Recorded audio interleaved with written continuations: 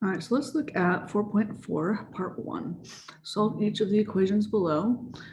First things first, I'm going to divide by 2 on both sides to get my square root on its own. And then once I have the square root on its own, I will get rid of my square root by doing the inverse or the opposite of a square root, which is a squared exponent. So those undo each other. I just have x plus 1 equals 4. Subtract 1 from both sides, and x equals 3. Now, I do still suggest that we plug this back into the original and make sure that it actually is a correct answer. I'm not going to do this on every problem, but I do suggest you guys do this on your homework. Since the square root of 4 is 2, is basically saying 2 times 2 equals 4, which is true. So this is kind of how I check and make sure that my answer is correct. All right, and on the next one, again, everything outside the root, so like my -1 is outside the root, I need to get rid of that, so I will add 1 on both sides. And to get rid of my cube roots, I will do a cubed exponent, like to exponent of 3. And 3 cubed is 27. All right, and then I will add 9 on both sides. Okay, and then divide by 2 on both sides. All right, so, oops, I didn't add my 9 over. 27 plus 9 is going to give me my 36. There we go. All right, so we got an answer of 18, which again, I still suggest plugging it back in. Maybe if I had plugged it back in, I can kind of tell that I was a little off. But yeah, now that I've got it, I still suggest you guys plug that back into the original and check your answer. I'm going to move on though to these guys. These are your new ones where there's an extraneous solution. It's not a root of the original equation because it was excluded from the domain. And what that means is, especially when you're square roots, any even root, square roots, these kind of problems, you're going to get like some positive equal to some negative, which is not true. So that would be an excluded value. Cube roots don't have excluded values all that much because you can take the cube root of a negative. All right, so let's show you what I'm talking about. I'm going to get rid of my square root by doing a squared exponent on both sides, and I mean the entire side. The entire x plus 1 is squared, like multiplied by another x plus 1. Okay, so I got rid of my square roots. I do have to do some distributing though. X squared, a 1x, and another 1x is a 2x, and 1 times 1 is 1. Okay. And I'm going to put these all on the same side. So I'll subtract my 7x on both sides, subtract my 15 on both sides. And the whole reason I want to do this is because now this all equals 0. And I can factor when it's all equals 0. So let's see what multiplies with -14 and adds up to -5. I'm thinking probably a -7 and a +2. -7 times 2 is a -14. -7 plus 2 is -5. Okay, and they both have x's at the beginning here. So out of my first factor, it looks like x equals a +7. 7 minus 7 is 0. And out of my second factor, x equals a -2. -2 plus 2 is 0. All right, so I definitely have to check my answers on this because of this whole possibility of having an extraneous solution. That's an extra reason why I should check my answer. So I'm going to check out the 7 first, and then I'll check out my -2. So left side of the equation says x plus 1. I'm checking my 7 plus 1, so 8 on the left side. And then the right side of the original equation said square root of 7x, which I'm doing 7 times 7, plus 15. Okay. Okay, so they both equaled 8. Great, the 7 works. Let's check our -2. -2 plus 1. All right, that equals a -1, which I think this is a problem. I'll show you why. Square root of 7 times -1, or sorry, -2 is what I'm plugging in. And then plus 15. That's the right side of my equation, and that ended up as a positive one. Does negative 1 equal positive 1? No, they do not. So for that reason, this is an extraneous solution. The negative 2 does not actually count. The x equals 7. That did work. But I could kind of tell when I plugged in my negative 2 and I got like some negative number on the left side, and my square root was just going to give me a positive. So I can't have a negative equal to a positive. All right, let's try number 4. Number 4, I'm going to, like I said before, square both sides, and I mean the entire side. So this entire square root, it's really long, square root of x plus 2 plus 1 times another square root of x plus 2 plus 1. And then I did get rid of the square root on the right side, so I just have a 3 minus x on the right side, but I've got a bunch of distributing to do here. This square root times itself is like square root squared, so I get just a plain x plus 2, and then I have to multiply it by 1. So anything times 1 is itself. I still have that square root of x plus 2. Now I have to distribute my 1. Again, 1 times the square root, 1 times anything is itself. So I still have that square root of x plus 2, and then 1 times 1 is 1. Okay, and then the right side is still 3 minus x. I'm going to combine some like terms here. The x, I think, is the only plain x that I see. I do have a 2 and a 1 not under a square root. Those are like terms. My 2 plus 1 is a 3. And these square roots, they're both in square root of x plus 2. So I can combine them into 2 square root of x plus 2s.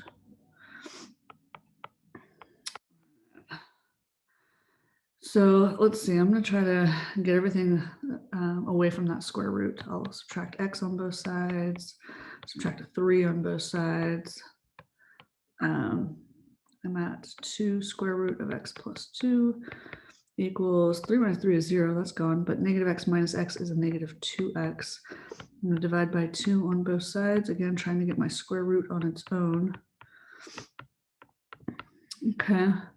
And the reason I did that is so that now I can basically go back to where I was at the beginning. I'm still going to square both sides, and I mean the entire side. I'm pretty much doing the same thing again.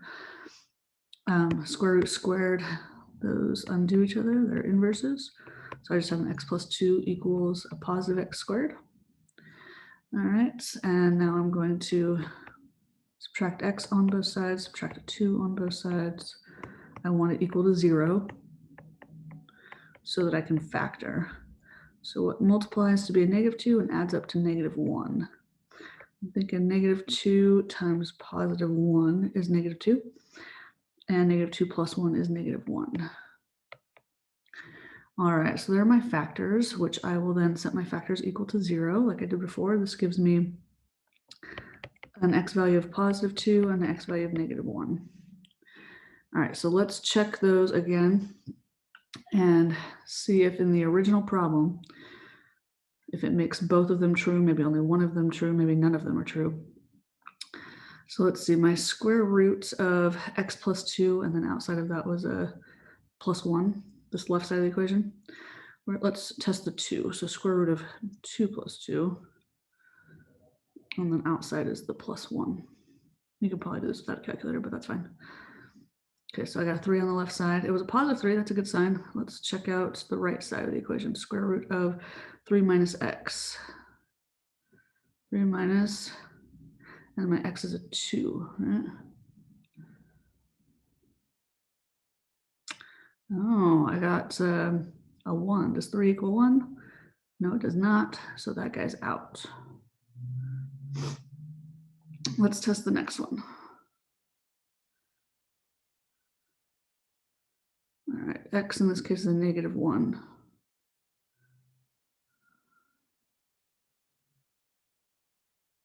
Okay, so the left side of the equation looks like a 2. Let's see about the right side of the equation. Square root of 3 minus my x value negative 1. Okay, so the left and right side both equal to positive 2, so that one does work.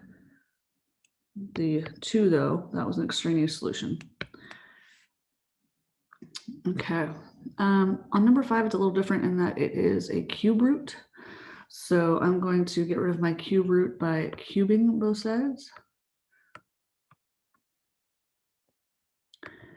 Okay, so now I've got just the 27x cubed minus 8, no cube root on it now. The right side, though, this is going to get a little long. I've got cubed means I've got 3 of the same thing multiplied by itself. So I've got 3 of these 3x minus 2's all multiplied together. So it does get a little long. I've got some distributing I've got to do here. Let's start with just these first 2. If I distribute those, 3x times 3x is a 9x squared. Then I get my 3x times -2, -6x. And then -2 times 3x again, so another -6x. And then a +4. Okay, so that's just those first 2. I haven't messed with the last one at all. So I'm going to kind of leave that on the end here.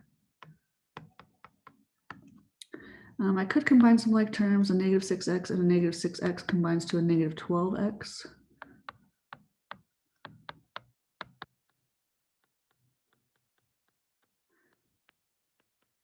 And then I've got some more distributing to do. So I'm going to distribute my 9x squared to every term in the other parentheses. So I get a 27x cubed -18x squared. And then I need to distribute my -12x. So I get a -36x squared and a +24x. Okay, and then I still have to distribute the 4. So I get a 12x and a -8. Okay, so this left side, I didn't do much with that. It's going to stay a 27x cubed minus 8. All right, if I combine some like terms on the right side, let's see, I got a couple x squareds, I can combine those. I got a couple of plain x's, I can combine those. All right, so my -18 minus 36, I'm going to combine those on my x squared, and then I'll combine my plain x's. So it looks like I've got a -54x squared. My 24 and 12, so 36, +36 of my plain x. Okay. And usually I want everything on the same side and make it equal to 0, which if I subtract a 27x cubed on both sides, looks like it will add up to 0 on both sides. If I add 8 on both sides, -8 plus 8 is 0 on both sides. So it looks like I get 0 equals the remaining part here, -54x squared plus 36x. Okay. So now I want to factor. I can start actually with a GCF, a greatest common factor. I noticed that they both have x's. I also noticed at the very least they're both even numbers. Usually we want to try a GCF, a greatest common factor, like the biggest number that goes into 54 and 36. But let's start with, I don't know, maybe a 4 or something like that. So 54 divided by 4 is 13.5. So maybe not divided by 4. Maybe I will just divide by 2. I'm looking for a GCF here. So if I factor out, maybe I'll factor out a -2 and an x. So if I factor out my -2x, I'm left with a 27x, and then 36 divided by 2 is 18. So I divide by -2 though, so I get a -18. And I took out that x, so there are no more x's there. If I set each of these factors equal to 0, if I divide by 2 on both sides, x equals 0 there. This one, I set equal to 0. I'll add the 18 over and divide by 27. So 18 over 27, looks like I can probably reduce that fraction. I think 9 goes into both actually. 9 goes into 18 twice, and 9 goes into 27 3 times. So it's like the fraction 2/3. All right, so I've got 2 different answers. We need to check those 2 different answers and see if neither of them works. Maybe one of them, maybe both of them work. We'll see. Because it is a cube root, I'm thinking both will work, but let's check it out. I'm going to do a cube root as a 1/3 exponent in my calculator.